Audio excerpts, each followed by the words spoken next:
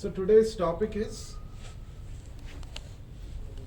I hope all of you know, or huh? Yes, sadhana, the spiritual discipline. That is a topic today. How many of you are not aware of today's topic? I just want to know what percentage of our audience doesn't, it doesn't matter what topic is, I'll just come for the session. I want to know that kind of Chandra Prakash. Others no. Everyone knew? Achha, everyone knew. Okay, nice. So, sadhana, the spiritual discipline. Have you heard of this word sadhana? What is this sadhana means? Sadhana, sadhaka, we hear, right? What do you mean by this? Sadhaka. Achiever? Yes. Who said that? Yes. Sadhana. Sadhaka means achiever. One who achieves, okay. Sadhana means the achievement itself. Isn't it? Okay, that is one meaning. Any other meaning? That which allows you to attain sadhya. What is sadhya means? A goal, a specific goal. Yeah. So there is a goal and the process to achieve that goal. The goal is called sadhya and the process which enables you to achieve that goal is called sadhana. Okay, in any other context have you heard this word sadhana?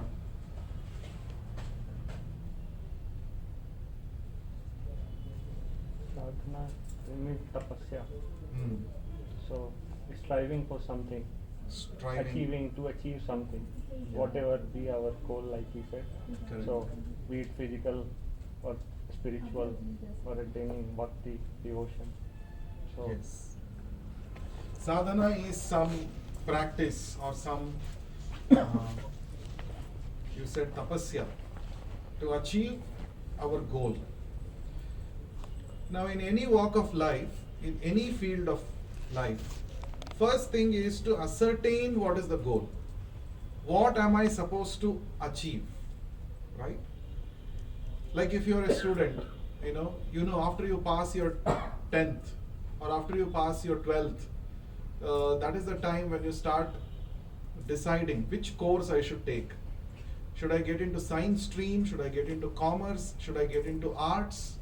Which stream I should get into? So you will have a plan. Okay, I want to become an engineer, for example. If that is your goal, now you will have to start taking the required steps towards achieving that goal. Okay, that means I have to take science stream.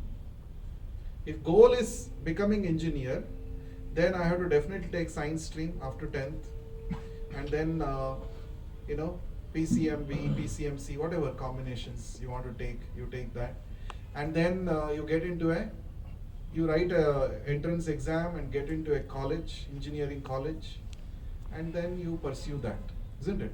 That means once the goal is fixed, then the path becomes easier to choose, right? Many times we think, oh, what should I do in my life? What I should be doing today? What I should be doing every day in my life? So many times we have doubts.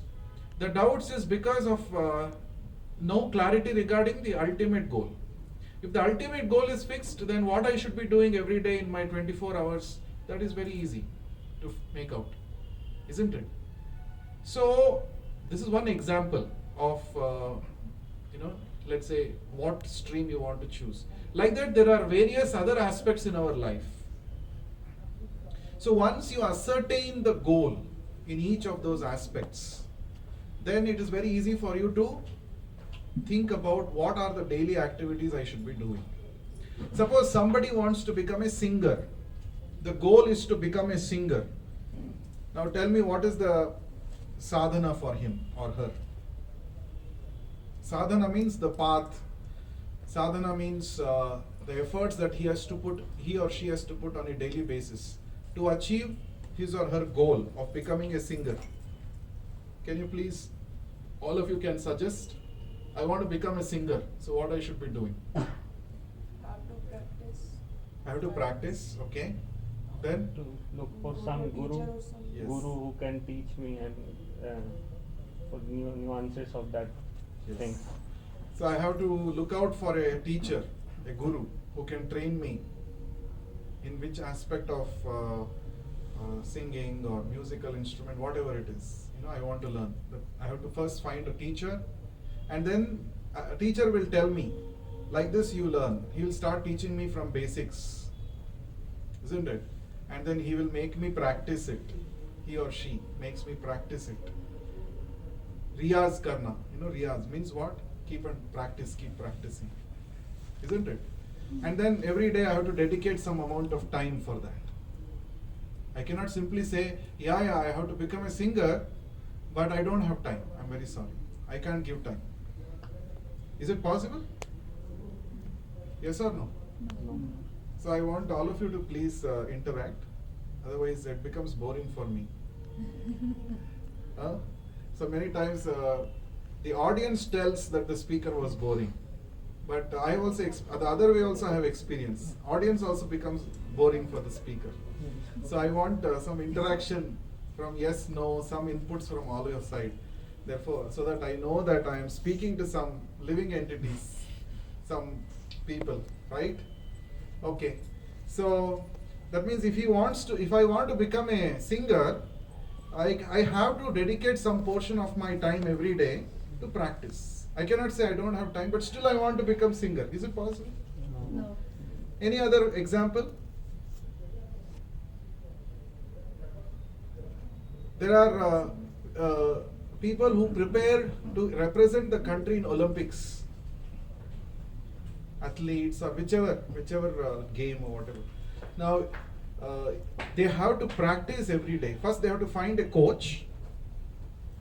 First they have to decide which zone of which sports they want to get into, what is their passion, and then they have to find a coach for it who will train him or her, and then under that coach one has to keep practicing every day the skills which are required, right?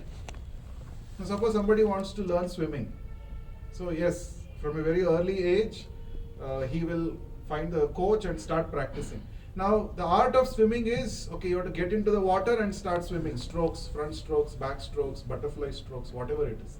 But along with that, the coach will also tell you certain do's and don'ts. See, this should be your diet.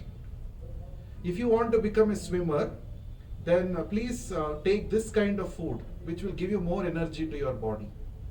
And you should make sure that you don't become obese. Then it becomes difficult for you to swim. Okay, then you cannot float, you will drown. So you have to choose your lifestyle. So your eating habits, your sleeping habits, everything the coach will tell, do's and don'ts. Is it not? That means it is like that person is fully dedicated to that goal. It's a dedication. We may only see a 3-minute performance of somebody doing a weightlifting or somebody doing some athletics in Olympics. But behind that 3 minutes of performance, there is a lifetime of sadhana. That we don't really, many times we don't really appreciate that. That is why very easily we pass comments. Oh, this person did not do well. Oh, this person could not win a medal for our country. But we should also appreciate behind that there is so much of tapasya, so much of hard work, so much of dedication, so many hours and hours of practice that person has gone through. Is it not? So now I think we got an idea of what is sadhana. Can anyone tell me now what is sadhana from these examples? What you understood about sadhana? To keep a goal and every day you start working towards it, Yes. and you follow a certain path, follow certain principles, Yes. and also, like you said, there are do's and don'ts. Yes. So you have to follow them. Very nice. Give a big round of applause.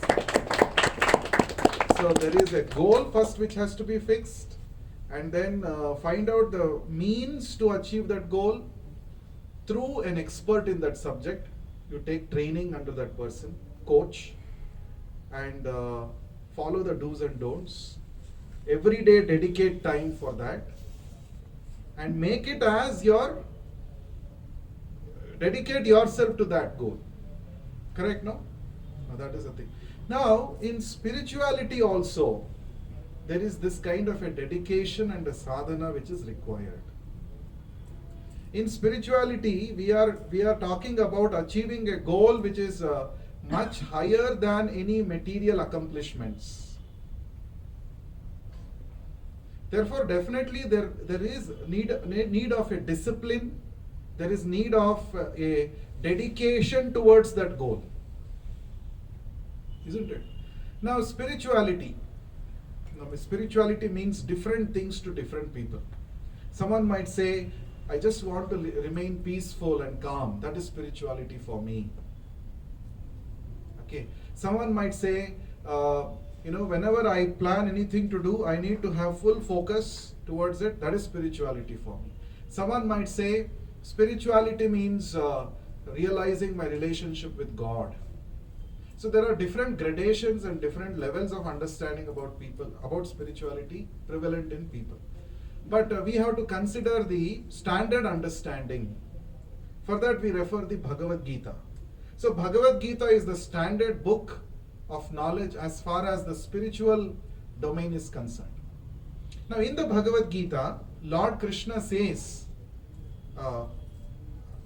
what is that spirituality? What is exactly spirituality? So Lord Krishna says, Gati hi bharta prabhu sakshi. In one of the verses in the 9th chapter, Lord Krishna says, Gati hi. The word Gati means the ultimate destination. So Lord Krishna says, I am the ultimate destination for everybody. That means the ultimate goal that every human being is supposed to aspire after achieving is Lord Krishna. The goal of all yoga practice is Lord Krishna. Vasudeva para yogo. The yoga practice is done in order to achieve Lord Krishna. Vasudeva para makhaihi. Makhaihi means all yajnas. Yajnas, havans. All the yajnas are meant for his pleasure. Vasudevo paro Veda. Vasudeva means Krishna. Veda. The study of all Vedas is meant to achieve Vasudeva, to achieve Krishna. So like this, there is detailed description in the scriptures. So what that means, every activity that we do in our daily life must be done keeping in mind that this particular activity should bring me close to my goal of life, that is achieving Krishna. That is called Krishna consciousness. Right? Because why Krishna consciousness is required? Why it is said in Bhagavad Gita that Krishna is the ultimate goal for us? Anyone?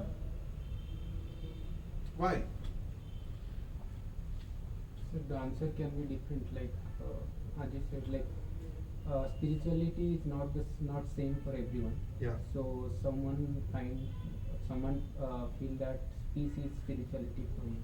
Yeah. Someone feels that understanding himself or understanding the relation with the God is spirituality for him. So this Krishna consciousness will be also different for different people. Okay. So that I understand. Okay. Nice.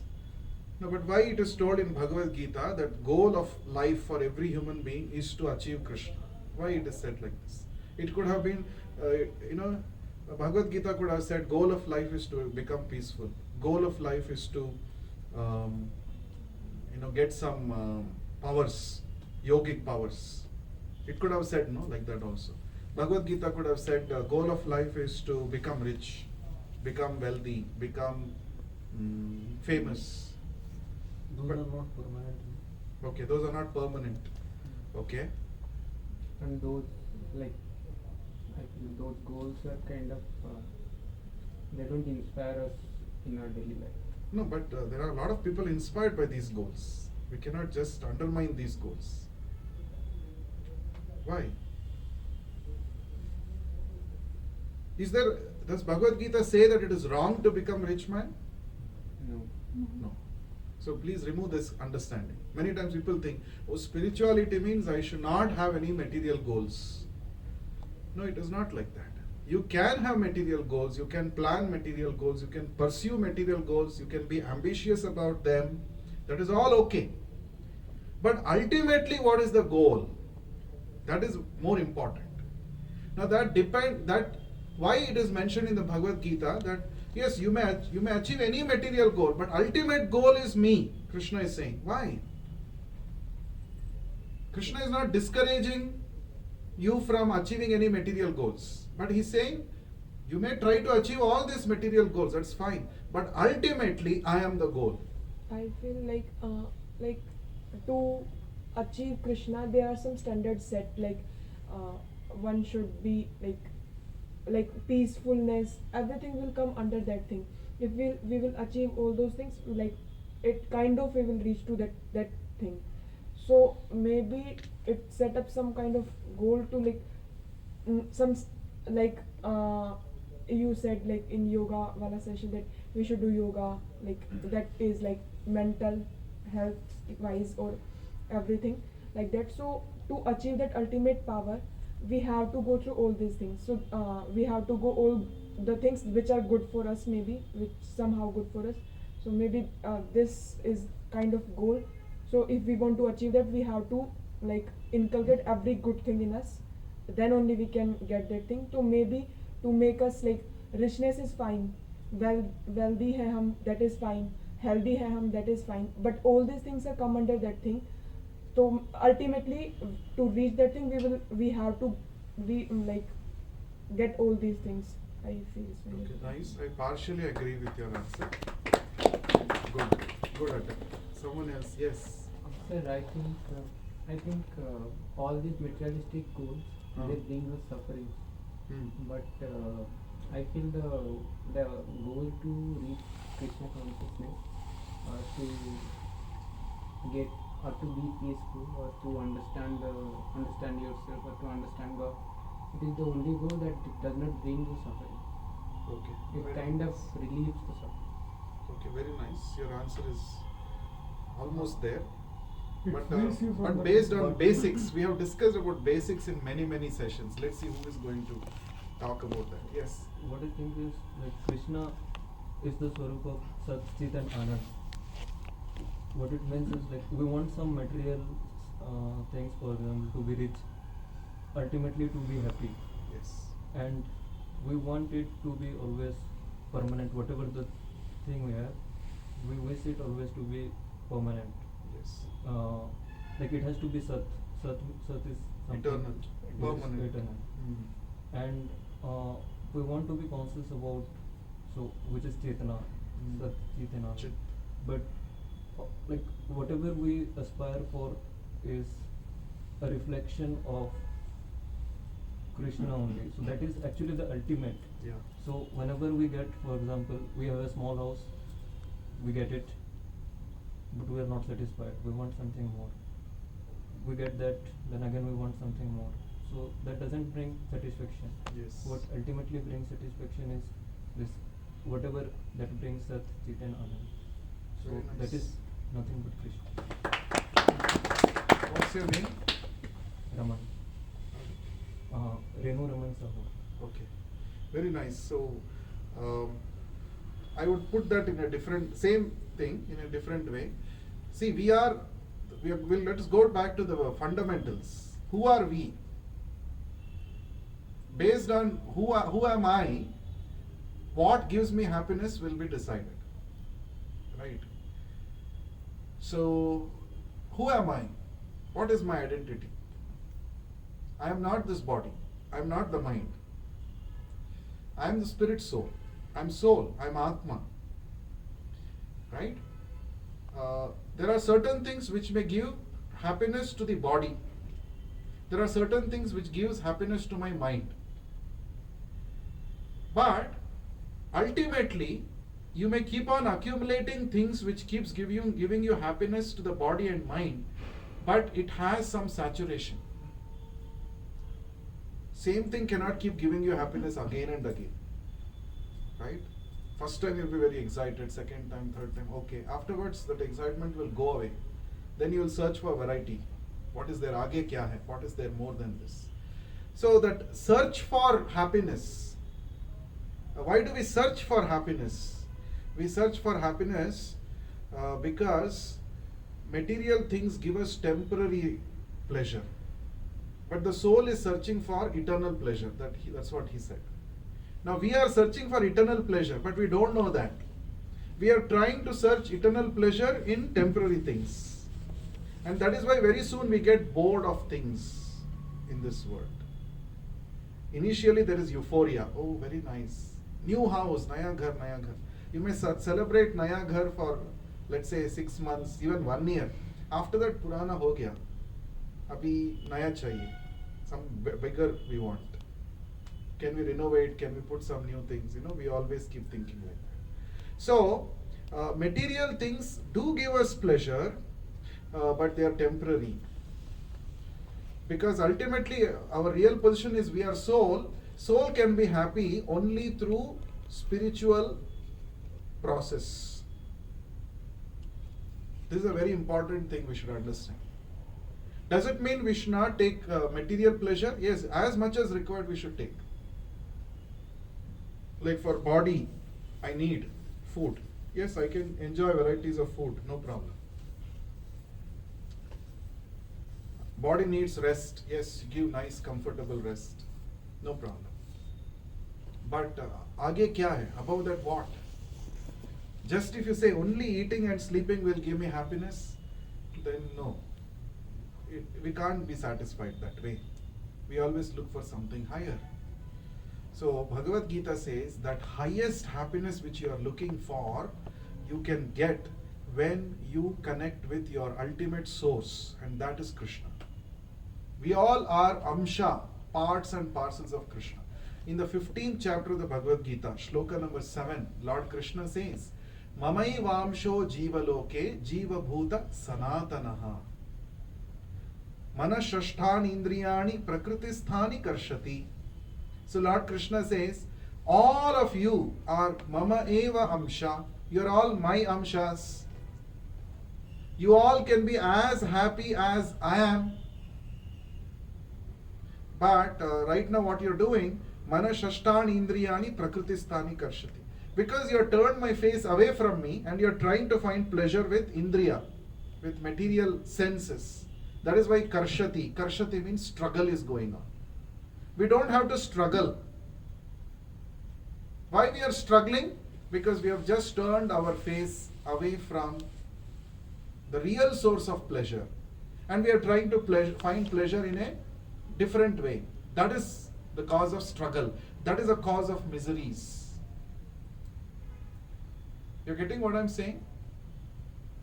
So in the Upanishad, there is an Upanishad called Katha Upanishad. How many of you have heard Katha Upanishad? Yeah. So in the Katha Upanishad, there is one analogy mentioned. There is one tree. On the tree, there are several branches. On one of the branches, there are two birds sitting next to each other. Two birds are sitting. One bird is constantly figuring out which fruit of this tree tastes nice. That bird is only interested in tasting the fruits of the tree. It keeps tasting.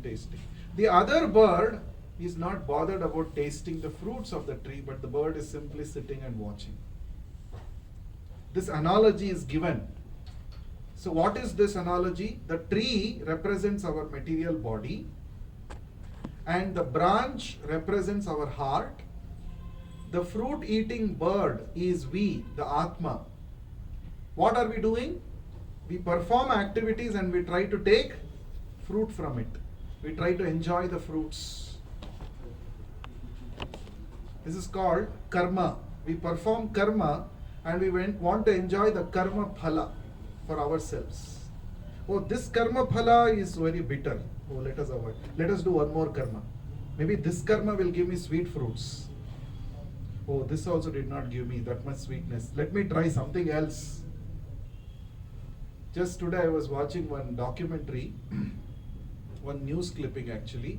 In China, every year they kill 50 lakh donkeys. China is known for eating all varieties of any creature with legs, without legs, chalega, kuch bhi chalega.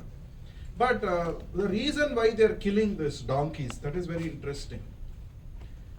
They say that in the skin of these donkeys, there is some special ingredient, some chemical, which when used to make cosmetics can enhance the beauty of your skin.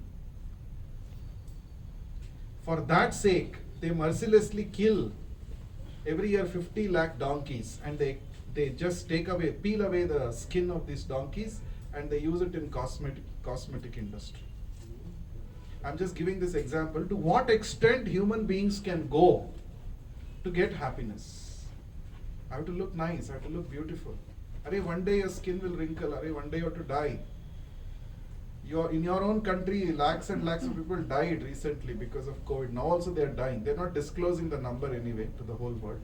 But still they are hoping, no, we want to look beautiful. So let us kill these donkeys. So the point is, we are struggling in this world, whether you agree it or not. Even the richest Bill Gates is struggling, and the poor beggar on the street is also struggling. Everybody is struggling in this world. Everybody is going through miseries. Nobody is an exception. Whether you accept or don't accept. Why we are suffering? We are suffering because we have got disconnected from the Lord. Krishna Bahir Mukha. We have become Bahir Mukha. What do you mean by Bahir Mukha? Bahir means outside. We are more interested in the outside world. We are not interested to see the Lord who is seated in our heart. So the Lord is seated right in next to us. The witnessing bird is the Paramatma seated in our heart. And He is just watching all our activities. Not only in this one life, life after life He is watching. And He is just waiting when this fellow will finish all this business and look towards me. He is waiting patiently. At the same time, He is sanctioning all your desires. Okay, you want to do this? Okay, try, sanction. You want to do this? Chalo, do this. Paramatma is the witnesser. He is just witnessing and He is sanctioning. But He is not happy. Paramatma is not happy because you are putting yourself into a suffering condition of suffering. So therefore, the more we try to enjoy materially, the more we become frustrated. Because material happiness does not match the soul. Right? The soul needs a different quality of happiness. Therefore, Lord Krishna says, if you want that highest quality of happiness which you deserve, then you have to come to me. I am that destination, ultimate destination. I am that person who can give you the real pleasure. Therefore, He is the Sadhya. Sadhya means the ultimate goal. That means after understanding Bhagavad Gita, if anyone comes to this conclusion that goal is to reach Krishna, then he has actually understood Bhagavad Gita. Of course, you can take out different meanings from Bhagavad Gita. Somebody may say goal of Bhagavad Gita is to attain peace. Somebody may say non-violence. Somebody may say this, whatever it is. But ultimately, the conclusion is, goal is Krishna. I belong to Krishna. My human life is an opportunity for me to achieve Krishna. Because I belong to Krishna. Right now I have turned my face away from Krishna. Therefore I am simply going through repeated miseries. So Krishna says, you come back to me, you don't have to go through these miseries again. Lord Krishna says in the Bhagavad Gita, Yad gatva na nivartante tad dhama paramam mama. My dhama, my highest abode, which is in the spiritual sky, which is far away from this material world. If you achieve that, you don't have to come back again to this miserable material world. And you are actually a resident of that original house. Our original house is there. Here we have just come. for time pass. Time pass itself is going for a long period of time. So Krishna is saying, what are you doing? That's why he comes every time. He comes down, sends his representatives to remind us, chalo, chalo, please come back. So the ultimate instruction of the Bhagavad Gita is, please come back. You are lost. Come back. This is Krishna's. So if you read the entire Bhagavad Gita is like a call of the Lord. He's calling you. Arey, what are you doing here? This is not your real place. You can't really enjoy here. You only get a feeling that you are enjoying, but you are not really enjoying. You're going through a lot of miseries. Why are you putting yourself into this miserable condition? You come to me. So there are so many places in the Bhagavad Gita where Krishna says, come back to me, come to me, you belong to me. Why are you here? Come to me. Krishna is saying. Logically speaking, Krishna, why will he say that to Arjuna on the battlefield? If some people think that Bhagavad Gita is like a motivational speech Krishna gave to Arjuna so that Arjuna can fight. The whole purpose of Bhagavad Gita is to make Arjuna fight. Some people say like that. If that was the case, then in every shloka, every chapter of Bhagavad Gita, Krishna could have told, see how the Kauravas humiliated you. See, you have to take revenge. See, that day they did like this. You go. They tried to set fire on your house. You also go and set fire on their house. Krishna is not saying any of those things. If you see entire Bhagavad Gita, Krishna is not saying any of those things. Krishna is just saying, you actually belong to me. You understand what is my desire and you do that. Then you will be happy. This is what Krishna is saying throughout. So, we understood now the goal is Krishna. Just like we said in the beginning, if the goal is to become an engineer, what you have to do? If the goal is to become a swimmer, what you have to do? If the goal is to become an athlete, what you have to do? We discussed that. Now if the goal is to reach Krishna, what we have to do? That is called spiritual sadhana. So sadhana means an activity which will help us to be conscious of our goal, that is attaining Krishna, and the activities which will help us to progress in that direction. That is called sadhana. And what is that sadhana which we have to do on a daily basis? The first and the foremost thing recommended in the scriptures is sadhu sangha. Sadhu sangha means what? Associate with those who are very seriously progressing towards that same goal. Like in this world also, there will, you will see cricket players association will be there, or some particular, you only have so many clubs in your own college, right? People of same interest, they come together, they exchange ideas, they get inspired with each other, and then they progress in that direction. In the same way, if you want to attain Krishna, to attain that highest goal, then you have to associate with people who are also serious in attaining that goal. That is called sadhu sangha. In fact, without sadhu sangha, it is not possible to keep up our determination to go on that path. Because there are many other things which will take away our attention. Is it not? What do you say? If I have to be, every day, if I have to be determined, yes, today I have to spend some time which will help me to come closer to Krishna. How will I get that inspiration? I have to come in touch with those people who are inspired and who can inspire me. So this is sadhu sangha. So without sadhu sangha, it is nearly impossible to actually, because our determination is not so strong. Until our determination becomes very strong, we have to have association of devotees, like-minded people. This is very important. If you see, there are many examples in the scriptures where people have attained the highest perfection. People have attained the Sadhya. And in all those examples, you will see sadhu sangha has played a major role.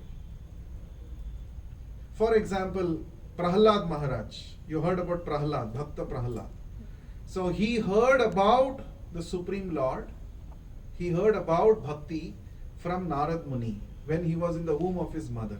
So there is sadhu sangha. You heard about Dhruva, a small boy, Dhruva. He left his palace. He was 5-year-old boy. He wanted to meet Narayana in the forest. There also you see Narad Muni appears there and gives his association to him. Sadhu sangha.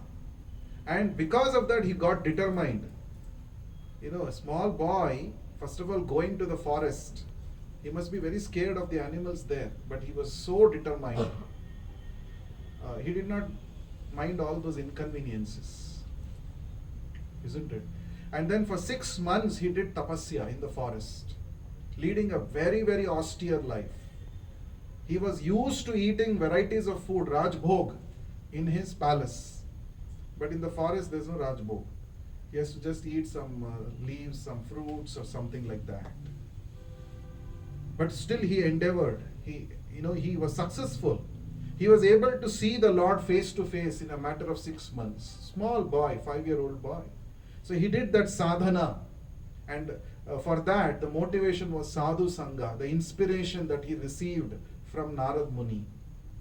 So the first and the foremost thing, just like I told you need a coach if you want to become a swimmer, in the same way you need sadhu sangha to become a sadhaka.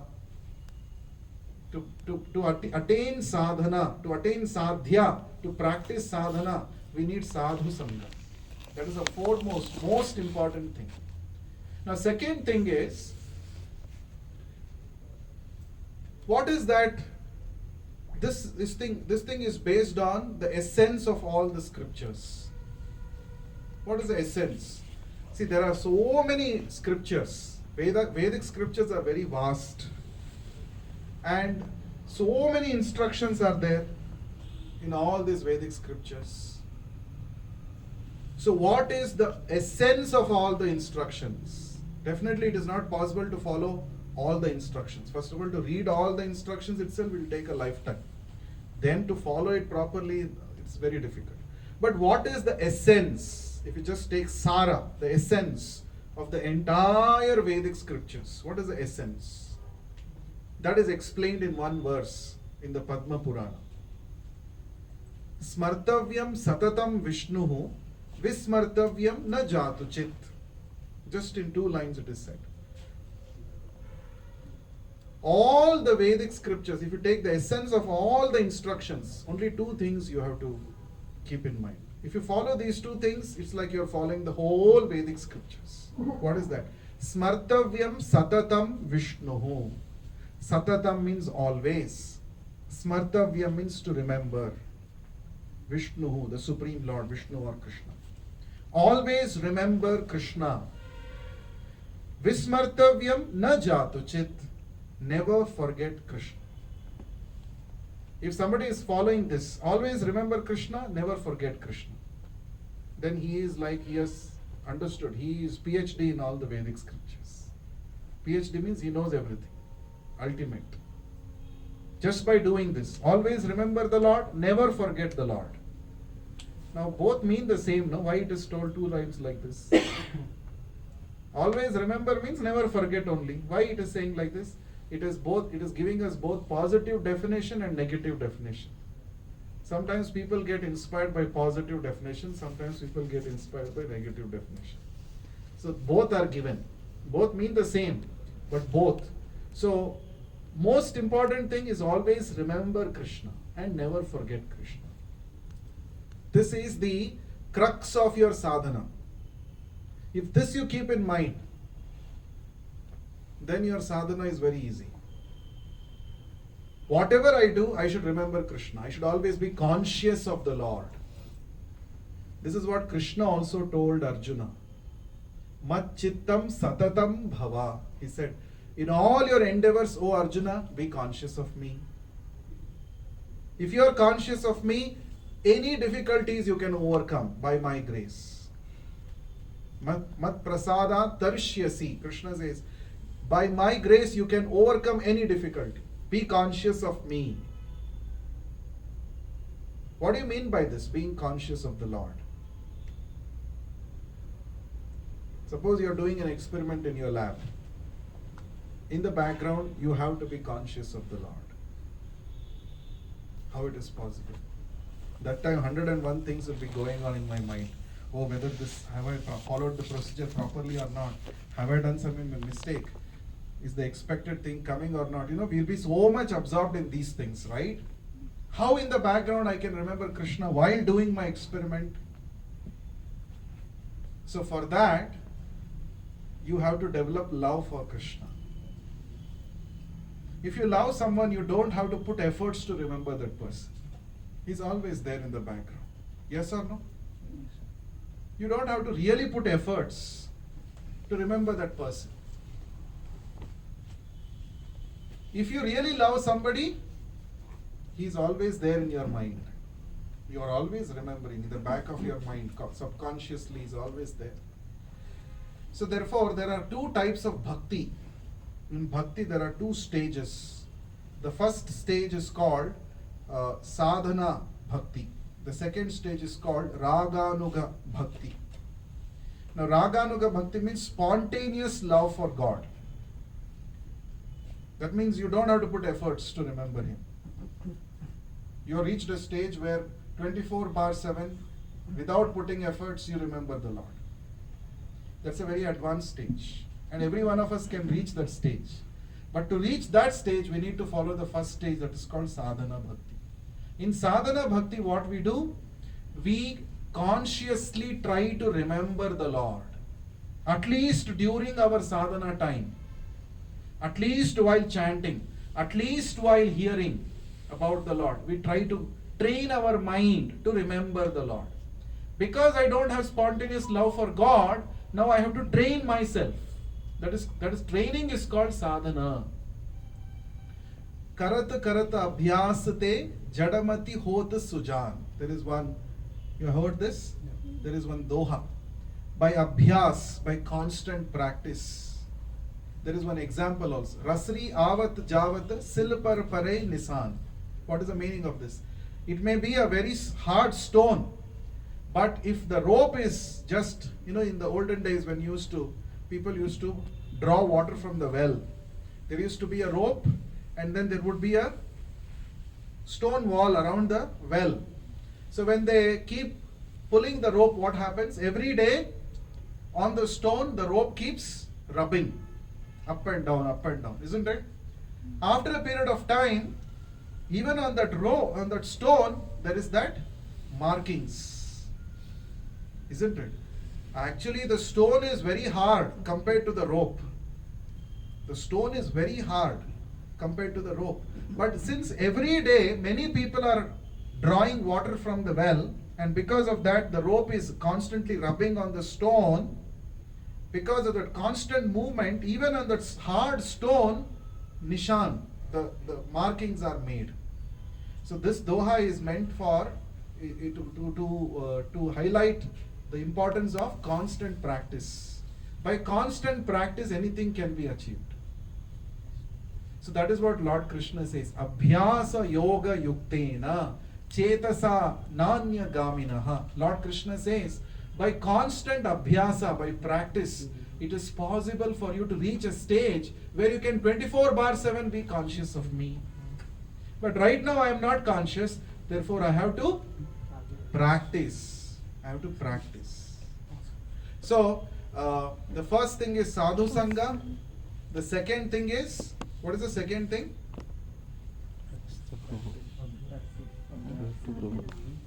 No, I told something else. Let's see who remembers. What is the crux of the sadhana?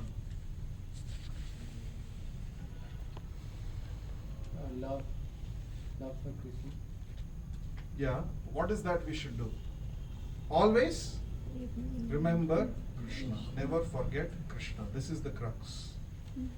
So there are few practices which will enable us to achieve this. Number one, chanting the holy names of the Lord. This is called the Kali Yuga Dharma. It's not possible for us to perform severe tapasya, go to the forest. It's not possible in this age of Kali Yuga. Therefore, if you want to achieve the highest perfection, You don't have to go anywhere. You don't have to change your dress. You don't have to change anything. You just have to chant the Lord's names. Just chant the Lord's names. Just by chanting the Lord's names, you get the Lord's presence. You can touch the Lord every day. You can touch the Satchidananda.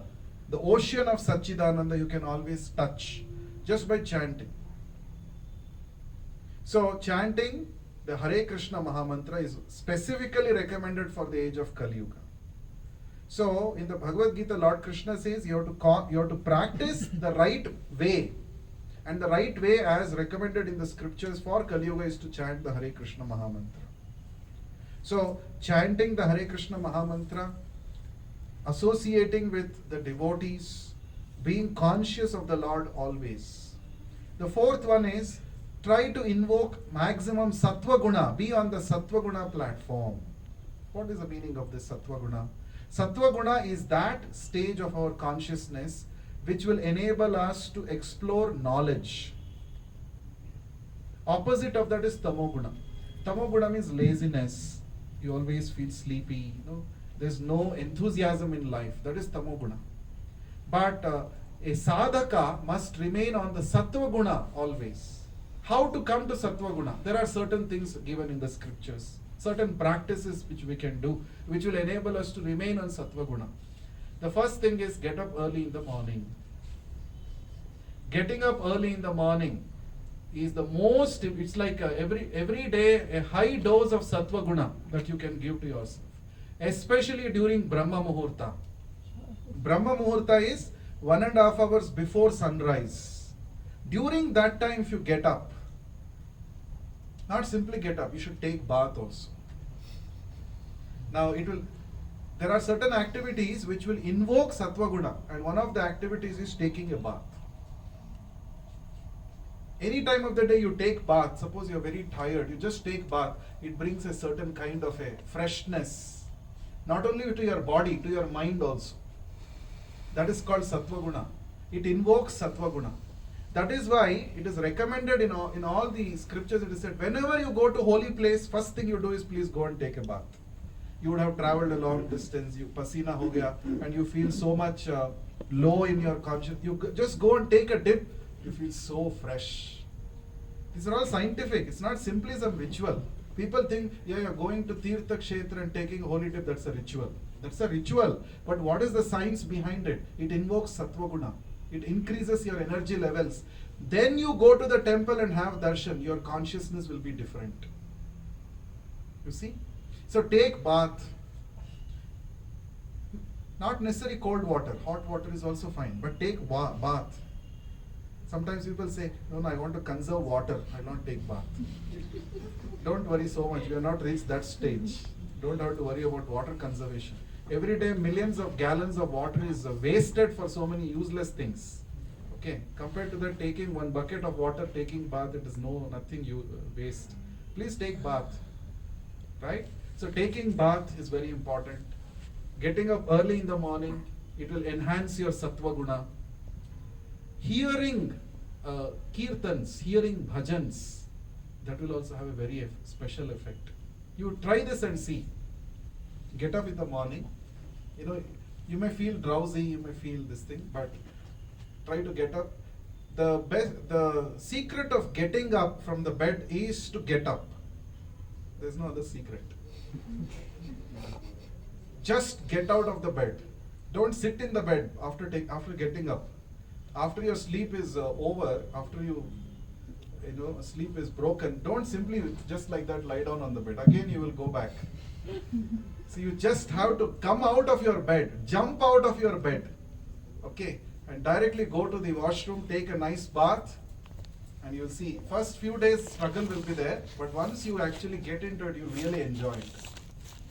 Okay, early morning is something which you have to really experience. The sunrise and the birds chirping in the morning, the fresh air, it actually adds on to your consciousness. It is very, very conducive for sadhaka. So, but you should, all of a sudden, you cannot take big steps. Suppose if you're getting every day at 11 o'clock in the morning, you take baby steps. Okay, make it 10 o'clock, make it 9:30, make it 9 o'clock, like that. You can slowly come. Okay. All of a sudden, yeah, Brahma Muhurta, 4 o'clock I'll get up. Again, what will happen is, initially few days that high euphoria will be there. After some time, oh, who will get up? It's very difficult. Because rapid changes, body and mind cannot accept easily. But slow changes, yes, body will get adjusted. But you should have a goal that yes, I should get up in Brahma Muhurta. And in Brahma Muhurta, get up, and first thing that you should do is chant the Lord's names. Chant. You will see the effect of chanting in Brahma Muhurta will be 1,000 times more than chanting in the other times of the day. You can see it. Morning, if you chant nicely, right? Whole day your consciousness will be very high. No matter what happens, no matter what people criticize you, nothing will actually, it will be like a protective shield around you. You will get a shield, kavach around you. Nothing will affect you. Your consciousness will be very high. You try this and see. Okay, I'm not simply, it's not theory class. It's very practical. You try this and see, and you will see, you'll actually experience very high this thing. So Sattva Guna, maintaining Sattva Guna. And the last one is hearing about the Lord. Okay, so it is said in the Srimad Bhagavatam, Nivritta Tarshaihi Upagiyamana Bhavaushada Shrotra Manobhirama. It is said, hearing about the Lord, it is Bhavaushadhi. Aushadhi means medicine. We all have inflicted with one roga. What is that roga? Not corona roga. It's called Bhava roga. Bhava roga means what? We are living in a material conception of life. Oh yeah, I am this body. Just if I take care of my body, I'll be very happy. Whatever body is demanding, I'll supply, I'll be very happy. That's called Bhava roga. All of us have got Bhava roga. Sometimes symptoms are extreme, sometimes mild symptoms are displayed. But everybody is having this. So the Bhagavatam says, if you want to cure this Bhava roga, there is one Aushadhi, there is one medicine. What is that? Hear about Krishna. Go on hearing about Krishna. And Krishna's leelas, Krishna's pastimes are so sweet. Even a person who is an atheist, who hears these leelas, will get attracted to Krishna. But we have to hear from a seriously practicing devotee, not from anybody else. When you hear from the right person, and you hear in the right consciousness, that effect, it'll come and strike us. So these are some basic sadhana practices which we can inculcate in our daily lives. Right? What are those things? Number one, chanting the holy names of the Lord. Get up in the Brahma Muhurta, take bath. Okay, don't worry about water conservation. And then, what is the next thing? Associate, sadhu sangha, most important. That keeps us inspired. Sadhu sangha. And then, reading and hearing about Krishna. Hearing and reading, these two things. So all these things, when we practice, it will help us to elevate our consciousness, and this is the way to reach the Sadhya, the ultimate goal of Krishna. Any questions? Yes. Prabhu, you said that we all are answer of Krishna, and Lord Krishna is a symbol of perfection, but we still feel that we are complete, like we are actually with a lot of imperfection.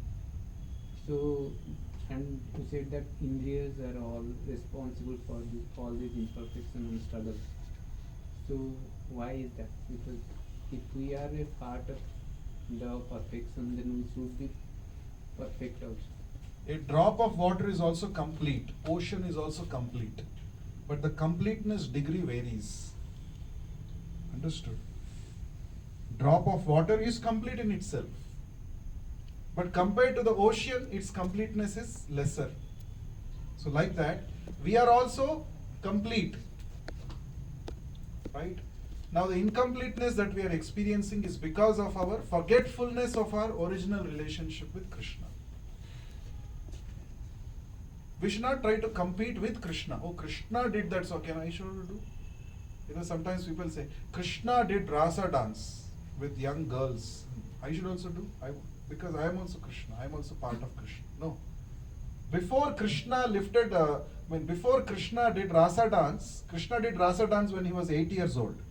Before that, when he was 7 years old, he lifted Govardhan Hill. First you do that, then you can do this. Why you are selectively taking only this I will do, that I will do? So it is not possible for us to imitate Krishna. We are part and parcel of Krishna doesn't mean we are Krishna. What do you mean? When I say drop is part and parcel of the ocean, doesn't mean drop is equal to ocean. Drop is qualitatively same as ocean, but quantitatively it is not same. When we say we are part and parcel of Krishna, what does it mean? I am qualitatively same as Krishna. Krishna is Satchidananda, I am also Satchidananda. But he is ocean of Satchidananda, I am drop of Satchidananda. I am the same as him, qualitatively only, not quantitatively. Therefore, you cannot imitate. But when we follow this sadhana process, what happens? Our qualitativeness, our qualitative oneness with Krishna can be fully realized by following the process of sadhana bhakti. Any other question?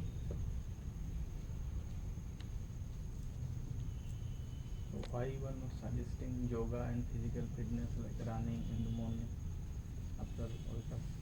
Yes, definitely you can do. It's because today's topic was about sadhana, spiritual discipline. I only focused on spiritual aspects. Okay. You can get up in the morning, Brahma Muhurta. First you take bath, chant, and then you go for jogging. You go for your physical exercises. Or you can do the reverse also. First you can go for physical exercises, then you come back, take bath, then chant. We have to address the needs of the body, mind, and ultimately the soul. In many of our sessions before, we have talked about these aspects. Today I am only talking about the spiritual sadhana. Good question. Anybody else, any other question?